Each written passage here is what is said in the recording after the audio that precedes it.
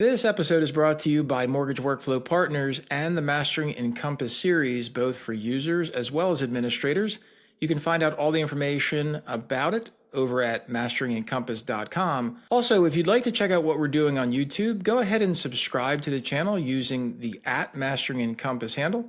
And make sure you stay up to date on all the information, not just with podcasts, but also video content that we bring to you as often as possible. Now let's get on to the episode. Welcome, everyone. Larry Bailey, Mortgage Workflow Partners. We're Mastering Encompass as an admin. This is July 20th, 2023. And welcome. It's getting close to the end of the month. So hopefully your months are turning out okay and your business is continuing to navigate these times. Today's topic is all about enhanced conditions.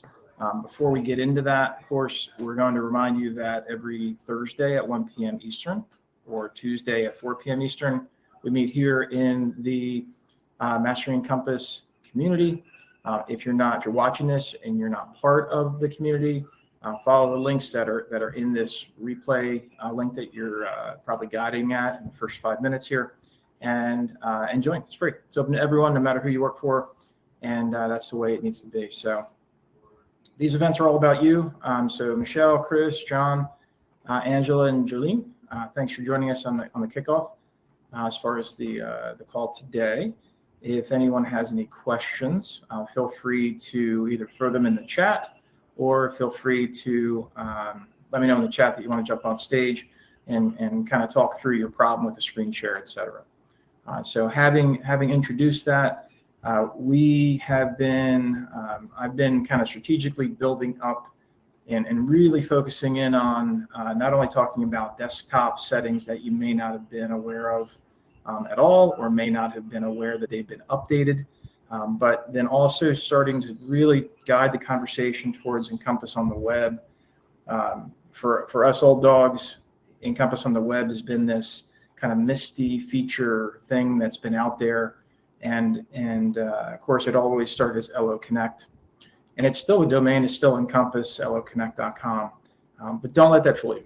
Honestly, nobody has extra time, but as you have extra time, I thoroughly encourage you to dig into Encompass on the web, mostly because, as a premier partner, Mortgage Workflow Partners, we get to speak with the ICE top level execs and roadmaps for what ICE is doing with Encompass.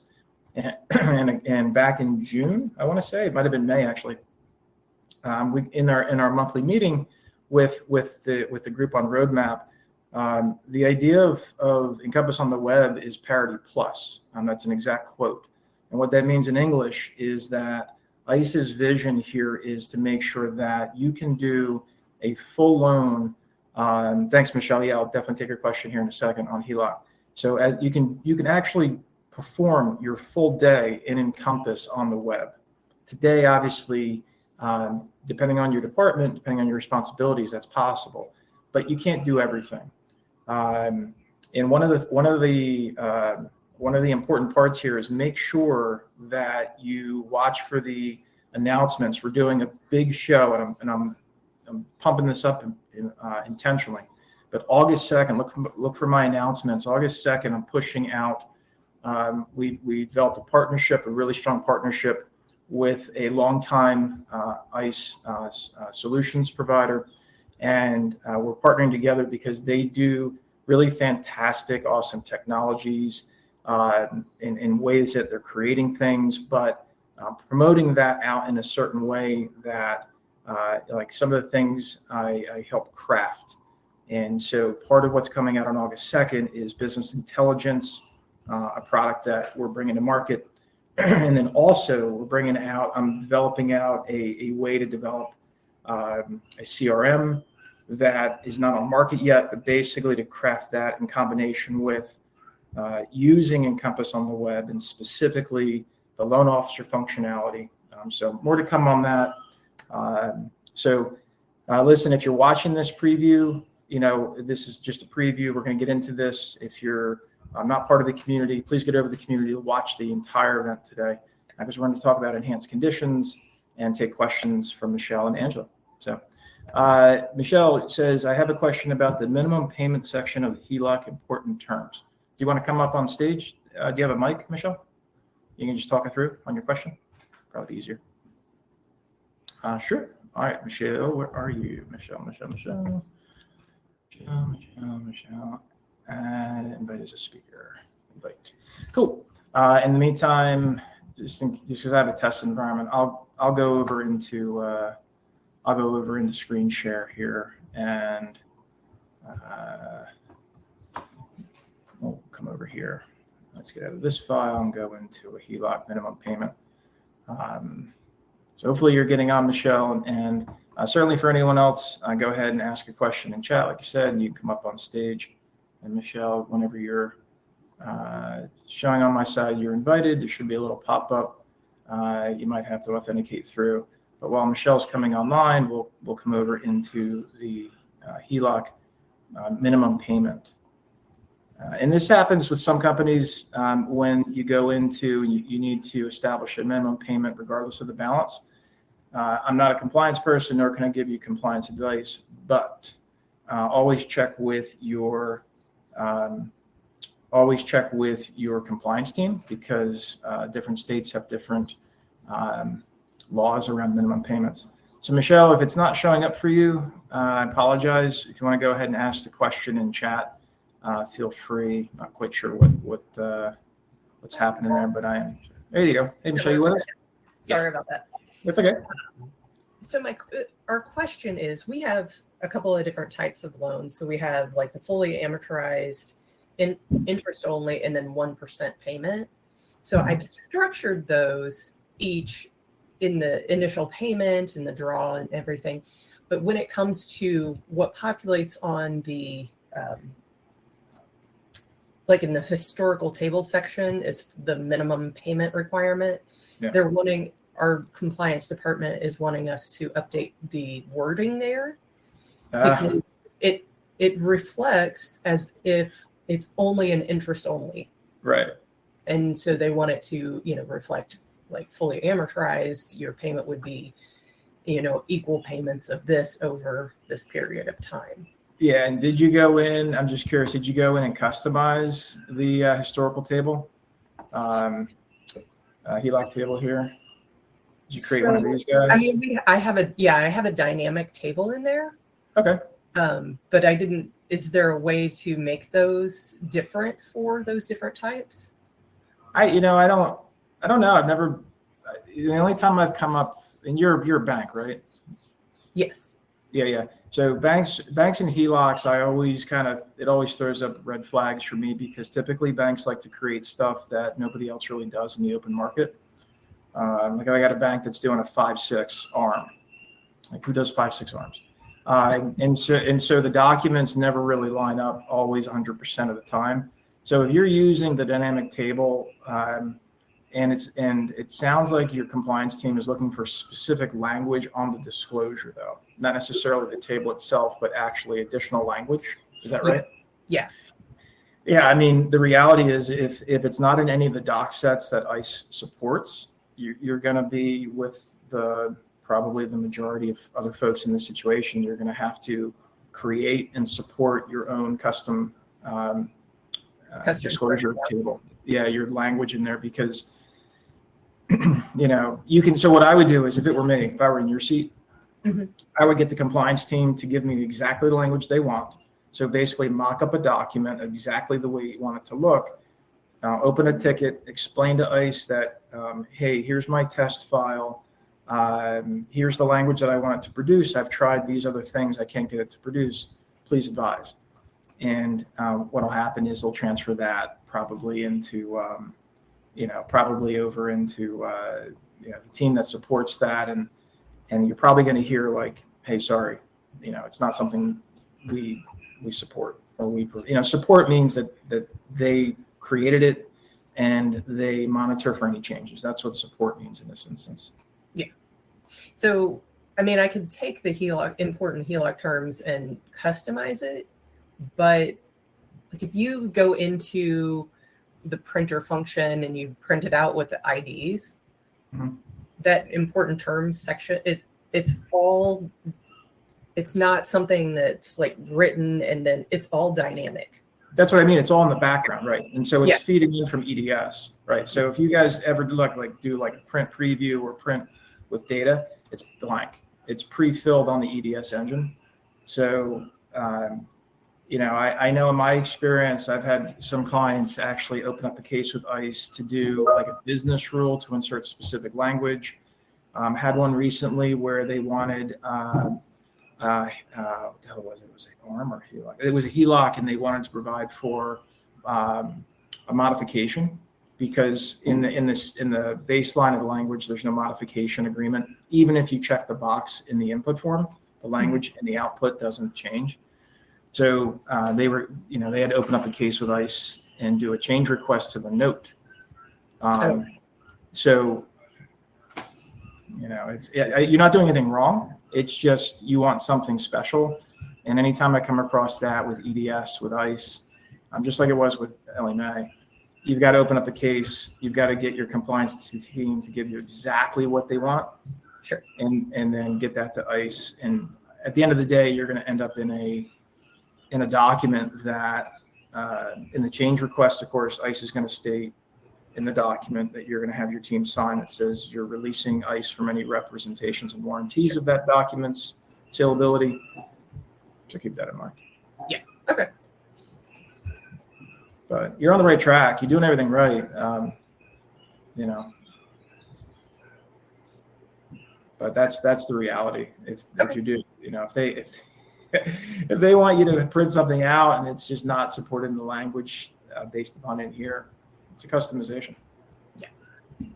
And that's what I thought. I just was wondering if there was a workaround to do it like as a custom print form myself. But when I looked for the fields to be able to put in there, obviously they're not out there. No, you'd have to create, and that's the other side too. Like sometimes clients will be like, listen, I don't want to pay because I think they're charging like $250 an hour ICE now for customizations or something crazy like that. It's not really crazy, but it's expensive. Yeah. And so if the bank's saying, listen, I want this, but that's poo-poo that I got to pay, $1,000 or something. Then you say, great. Well, the alternative is we'll create an entire custom print form from top to bottom. And and I've done that too. Like we had when we helped the bank move all their consumer loans, like auto loans, personal and secured, et cetera. We moved all of that into Encompass. We had to recreate UCC notes. We had to create the personal notes. Like all that stuff had to be physically created and mapped.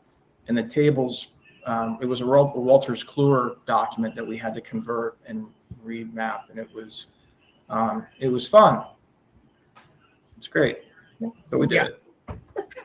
It is fun. Okay, awesome. Thank you for the advice. Yeah, sure. Anyone else have any other feedback? I mean, there's 17 other folks on here. Anybody else ever had to do this? If so, please give Michelle some feedback. And if you're watching this on replay and you're also have some feedback, please add it to the comments in the community. I'm sure Michelle would appreciate that. Yes. What's your deadline for this, Michelle? They want to try to get it done by the end of the month, but we'll see. End of July? Yeah. Oh, wow. That's ambitious. It is. Good luck. Thanks. I wish I had a better answer for you. Okay. If anything comes up, further as a follow-up to this, just keep it going. So Rob asks, when we added HELOCs, I argued in one with the bank to recreate the program to meet what was available. Yeah, I mean, that's the other side, right? So if you go back, that's the other side of that conversation of hypothetical $1,000 cost. If the bank's like, no, we don't want to pay, but we want it, I'm with Robert. I'm like, and especially with reps and warrants, right? Right. And I'm like, listen, what do I'm just a guy. Like, what do you want, business? Right. This is what we can do. This is what we have. We're in the desert, and we could take, this or that. What do you want to do to survive? Right. Especially if you have a July 31st deadline. Yeah. Make a choice. What was that? There was a movie with Tom Hanks, and he was really cool. He was like a stockbroker, and he's like, hey, you're going to, the market's closing in Or maybe that was somebody else. Anyway, they just made me think of that. Make a choice. Like, you're in business, you're in your position to make a choice. So make it. Here's your options. Right. Awesome. All right. Thanks, Michelle. Thanks. Cool. Angela asks, is EOW doing disclosures yet? EOW. Anybody else know what the heck that means? Oh, Encompass on the web. Doing disclosures yet? That's a good question. I've not tested that. Yeah, so let's hop into that. Let's go and look. We'll go look at it together in a file that I can print, right? So if we go to eFolder and we come in here, right, we're always used to doing e-disclosures. Today's topic, thanks for the segue on that, Angela. Today's topic is enhanced conditions. And so for those that don't remember, and shoot, I meant to get logged into my admin tools. But if you go into admin tools, you have the ability to create a date for when you're going to use enhanced conditions. Obviously, my suggestion is to start this in your test environment. If you don't have a test environment and you want to see how they look, let me know. Grab 30 minutes on my calendar. I'll show you what it's doing as a community member. It's the least I can do if there's something beyond what today is. Also in the admin tools, there's a tool at the very bottom that talks about migrating your conditions to enhanced conditions. What that does effectively is it'll take your current conditions in your eFolder setup. So it'll take all of your conditions here, and it'll basically translate them into enhanced conditions. And the reason why this translation has to happen is because the enhanced condition object is completely different than a standard condition. And the most important part of the enhanced conditions really is the condition types. So like we were just talking about with Michelle on HELOCs, let's pretend you've got conditions that only exist for HELOCs. Guess what? You can create a condition type called HELOC, and you can have a HELOC have very specific category options, specific prior to options, source and recipient options, as well as tracking. So now the ones that are baselined that you can't remove are requested, re-requested, and fulfilled. But if you never use reviewed, nix it, just get rid of it. And having to do that, if you pay attention over here, let's say you never use rejected either, watch rejected. Poof, goes away. So what you get to do as an admin is work with your business to say, listen, goes back to workflow, right? I created Mortgage Workflow Partners because workflow always comes before technology.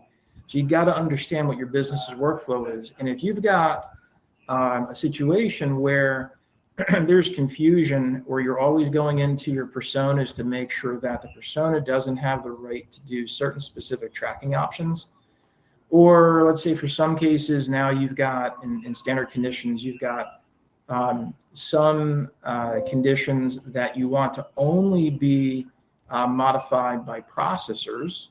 So imagine you've got your condition type of loan processor owned versus underwriter owned, making this up.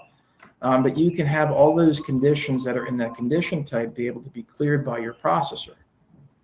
So you no longer have this concept of ownership, like who owns the condition. It's not about that. What it's about is what's the tracking status of the conditions that are assigned to that condition type, and what does the role, not persona, what does the role have the ability to do with that condition?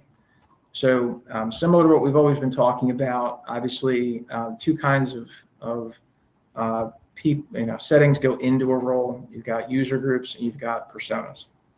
So so the idea of the condition type is a brand new concept, but it is what makes, in my opinion, is what makes enhanced conditions completely over the top useful over anything standard conditions.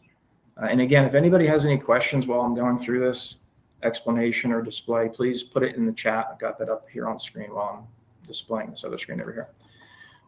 So your condition types are important. And then lastly, you can actually deactivate condition types. So if you know you're never going to have a preliminary condition and you don't want to delete it because, you've heard me say never delete anything, but you don't want to make it visible, guess what? You can now make a condition type invisible, although not removed from settings, just in case the business changes its mind later, like business always does. So when you come into the conditions, you have some of these other things up here. Days to receive can be set to standard. Printing internally or externally, I'll explain that in a second, and then apply these settings to roll. So this should look very familiar to you because it's the same setting that if we go down into business rules and to role access to documents, it's the same exact checkbox here. So the idea is if the person who, if the person who's in the Encompass is part of a persona or user group, and the condition type that's assigned to the condition contains attributes that allow that role to do something.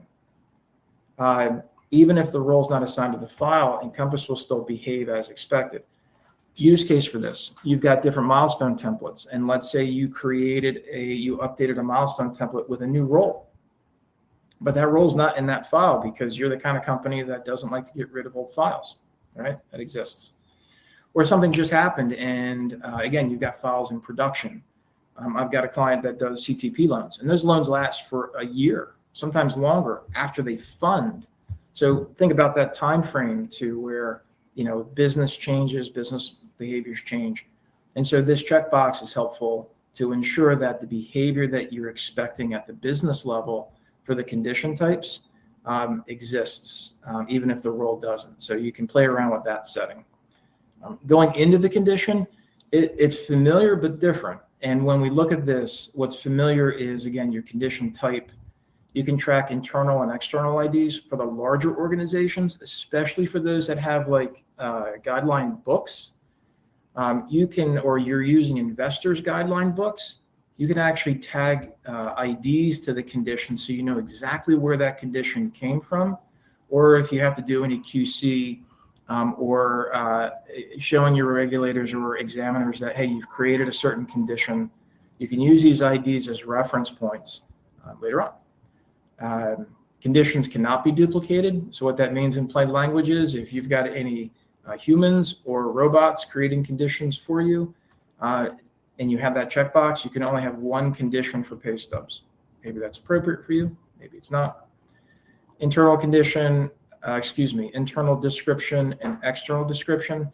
This is relevant to printing. So if you have printing for internal only or external only, this is what shows up for you. This is the one thing that's a little bit of a, as far as I know, is still a problem as of July 20th, 23. If it's been fixed by ICE, great. I haven't seen it fixed yet. Hopefully it will be soon. But if you go to print in Word with the merge code, this is still not working as you'd expect. And it's still printing the standard condition, which is the name and the internal description. So be mindful of this before you get into this too deep. Check your outputs, whether it's email-based or print form-based, making sure that it's displaying what you want as expected. Documents is the same. And again, the owner is still the concept of owner, but the allow to clear, again, goes back to that condition type and what you're allowing the role to do, not necessarily the owner. If you wanted to come in here and customize this exact condition, you can kind of get this breakout. Just think about this like breaking the persona, where you can give specific persona rights to a specific user. You can give specific customization to the condition. I'm kind of itchy about this. I don't necessarily like it because it's hard to track if something starts acting sideways, but that's what you could do. And then some of this other stuff down here is what you're used to. Category, source, recipient, prior to. This is all information from the condition type. And then if you're doing TPO, you can decide on which one of these radio buttons is appropriate. I like default document because I like a single document upload scheme versus letting TPOs upload to the conditions. But that's just me. Something that doesn't exist in standard is when does this condition exist? When does it expire? And then again, what does it print from? Over here, though, here's again the magic sauce is I can come in and I can deactivate this condition. And so Conditions will not be available to add within a loan file, but it will not impact. So just like anything else in table-based objects in Encompass, just because you deactivate something or remove something from a table doesn't affect current loans. Just be very mindful of how this behaves. If you click yes, it'll show that it's been deactivated, and then if you want to activate it, you can activate it here. There's some columns over here. So last modified, again, it's really nice to be able to track. Is it customized? Condition status, days to receive, that kind of thing. Enhanced condition sets, just kind of pins off that. Same thing, you can come over and make them up in here. It's not anything different from what you're used to. You just have different condition types and condition names to sort from within that set. So if you've got different condition types for a particular use case, you can create your different conditions within your different condition types, but still create a condition set to give your team the ability to add them like you normally would expect. The other part that's important in here that I wanted to speak to on enhanced conditions is when you get into enhanced conditions, one of the things that you can then take advantage of with Encompass on the web is being able to automatically apply the condition. So this isn't like automatically create a condition set, which is what standard conditions allow you to do with the automated. This is actually full bore. I let you workflow rules. There we go. I let you actually add the condition to the file. So if we come over and we create a new rule within, again, let's say that there's a document. Let's just say that a milestone is completed, and I don't know what milestone it is, but it's for submittal. And I wanted the result of that triggering event is I wanted to apply enhanced conditions. So this is a way that, again, historically speaking, you wanted to create specific conditions for the underwriter to automatically review based upon loan data in the file. And typically you have to lean on third-party tech for this because Encompass doesn't do this automatically, but now it does. And this, again, is one of the reasons why I advocate strongly to what I do all day, which is to always keep an eye on what's happening. So if I wanted to go and either apply automated conditions or go into specifically and add specific conditions, I know I only have one, not much to show you, but if the conditions are that the borrower is not self-employed, I'm looking for pay stubs then, right? So you can, that's the big deal for me. Again, working with companies that can't necessarily afford or want to afford third-party tech to do something like making sure that your team is leveraging, is having conditions automatically added to the e-folder. That's what's important here. So Angela, to go back to answer your question, let's come over and go to Encompass LO Connect. And for those that haven't done this in a while, boy, I don't know if I'm going to have this password handy, but so while I'm doing this, again, let me know if you have any questions, either live here or for those that are watching replay. Go to login, get your ping ID going, comes up on the iPhone. This is what it looks like in case you haven't, where's my camera? In case you haven't seen this, it still looks the same, right? So you just slide that up, it authenticated, and it pops you in. So if we go into that file, Angela, to answer your question, to do e-disclosures, come over to the waffle pipeline, come over into this Q tester, I think is the one that I was in on desktop. And a couple people typing. Let's unlock this here. Could adding conditions create the idea that ops would want the condition to be used? Robert asks, would want the conditions to be used like a checklist that could clog up the file with many items. Could adding conditions create the idea that ops would want the conditions to be used like, Nah, I don't see that, Robert. In my world, I don't see conditions as a checklist. Conditions are conditions in a file, and I would not let a company go off track from that. Like it's not a checklist. It's the credit file, and those conditions should be there to clear the credit file for closing and purchase. That's the only reason for a condition, never a checklist. It's an absolute.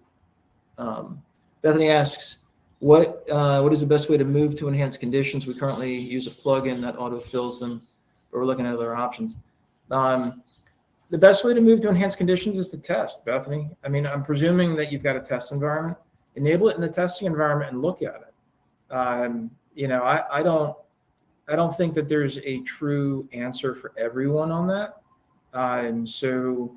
The first thing is, like anything in change, if you don't establish value first, then nobody's going to want to change.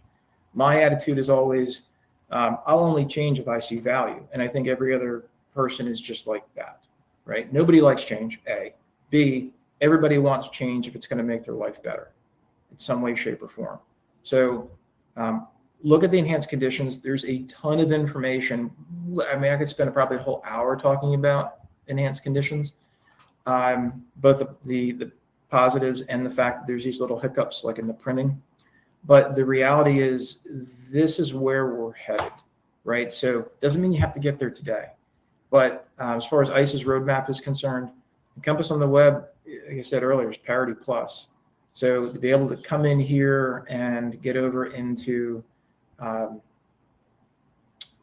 your documents, and I'm gonna be a little bit clunky in here, but to go over into our tools, and you're going to ask again, like for the E folder, this is the E folder, right? So when we come over in here, I'm probably going to say that we don't have the ability to do disclosures out of here yet.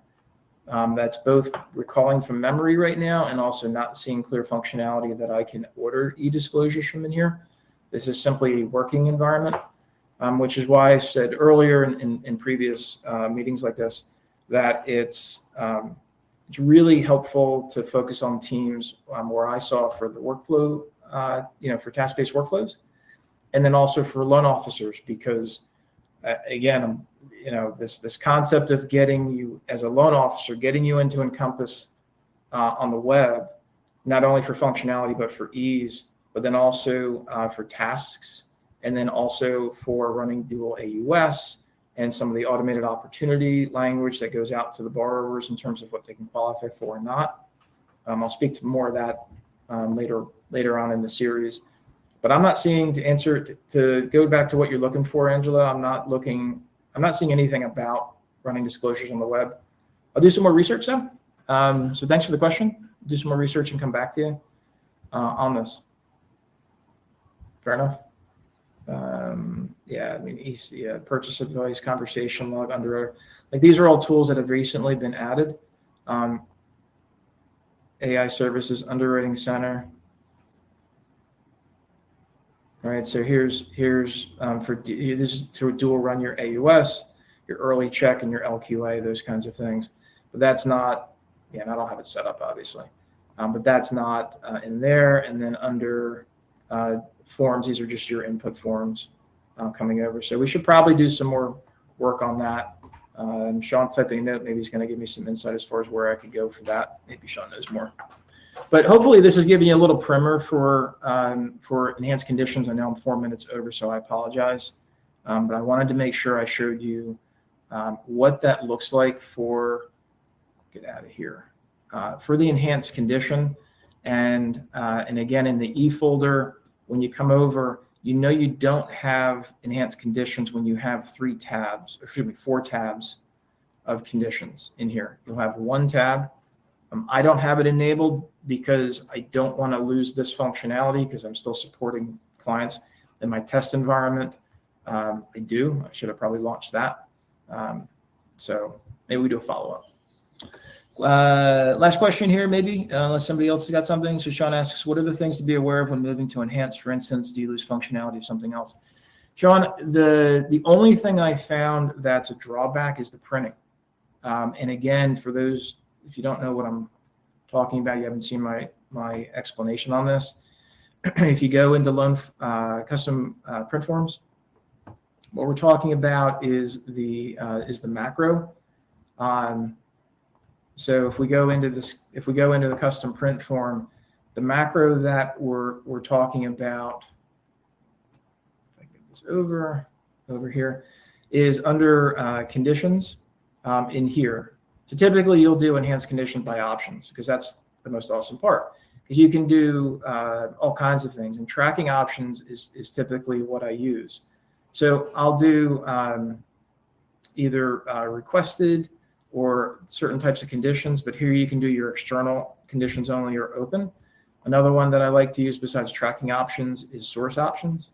Actually, am I lying about that? It wasn't source options. It's prior to. It's prior to. So I can do like prior to docs. I can do, if I want to do all conditions because they're prior to docs, all external only and open insert. That code last time I tested wasn't working. It's blank. So that's the one drawback, Sean. Chris asks, if I enable enhanced conditions and then want to revert back, as far as I understand, Chris, once you start using enhanced in an environment, every new loan created will use the enhanced. The guidance I've been given is you can't move back. So this is the reason why, and again, this guidance could change obviously in the future from ICE, but as of right now, on the platform with the environment, once you move to enhanced, that's it. You're not moving back. And the reason for that is because something ICE would have to explain. I can only guess. But the condition objects are so different. And the core referenceability is probably a one-way street, if I had to guess, meaning standard into enhanced works, but it's not backwards compatible because there's so many different features like we've shown today in enhanced versus standard. So do it in test, kick the crap out of it, make sure it works to your liking. There's no rush, right? Test until you're happy. Any other questions? Hopefully this has been helpful, gang. I feel like I've been a little bit all over the place, but hopefully it's been helpful. And if there's any follow-up, again, let's chat it up in the community. We can do a whole nother piece on this if you want, whether, as a group or even privately. If you have any questions, let me know. I'm not seeing any other questions come in. I want to respect everyone's time. Thanks for coming today. So we'll follow up. My name is Larry Bailey. Check out what we have going on in the community and please spread the word. The whole idea of this is just to let other people know that we're doing these, and hopefully these are value to you. So thank you. Question from Kat. Several people are typing. Chat's, I think, a little slow on here. Awesome, Robert. I'm glad you got some value out of it. Any other topics, let me know. I've posted the topics for the next, 5 or 6 out there. So I'm going to keep going. You guys have a great day. Be successful, and always let me know what I can do to help. Thanks. Have a good one.